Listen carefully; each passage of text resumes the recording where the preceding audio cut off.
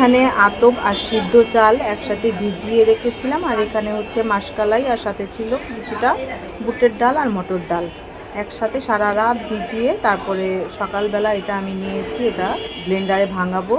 আর সব কিছু ঝরিয়ে নিয়েছি, ঝরিয়ে তারপরে একটু পানি দিয়ে ব্লেন্ডারে ব্লেন্ড করে নিলাম। এভাবে আমি সবগুলো একসাথে ব্লেন্ড করে নিচ্ছি। এটার টেক্সচারটা ঠিক এমন হবে। তারপর আমি এটা রেখে দেব 7 থেকে 8 ঘন্টার মতো রেস্টে। তারপরে এই যে এসে পড়লাম, তারপরে একটি চামচ দ্বারা দেখছি যে জালি জালি ভাব আছে কিনা। তারপরে ঠিক আছে সবকিছুই, তারপরে লবণ চিনি সবকিছু দিয়ে আমি ভালো করে হাতে এটা মিক্স করে নিলাম। এখন একটা তাওয়া বসিয়ে দিলাম গরম, তারপরে দিয়ে দিলাম সামান্য কিছুটা তেল, তারপরে একটা পেঁয়াজ কেটে এটা ভালো করে মেখে নিয়েছি। এখন তাওয়াটা বেশি গরম হয়ে গিয়েছে, এখন একটু পানি ছিটা দিয়ে তারপর আবার একটু কুচে, তারপরে এই যে এরকম ধরনের একটা বাটির সাহায্যে তলানিটা যাতে সমান থাকে, তারপরে এটা গোল করে চাপটির মতো গোল করে দিই। তো এইভাবে চাপটির মতো তারপরে মাঝখানে দিয়ে দিলাম আলুর পুর। আলুর পুর দেওয়ার পরে তারপরে পাটিসাপটা যেভাবে ভাজ করে ঠিক সেইভাবে ভাজ করে নিলাম। আর বুঝতেই পেরেছেন স্ক্রিনে দেখে এটা আমি কি বানিয়েছি, এটা হচ্ছে ডোসা। তো ডোসা বানানোর পদ্ধতিটা কেমন হয়েছে আমাকে সবাই কমেন্টে জানাবেন।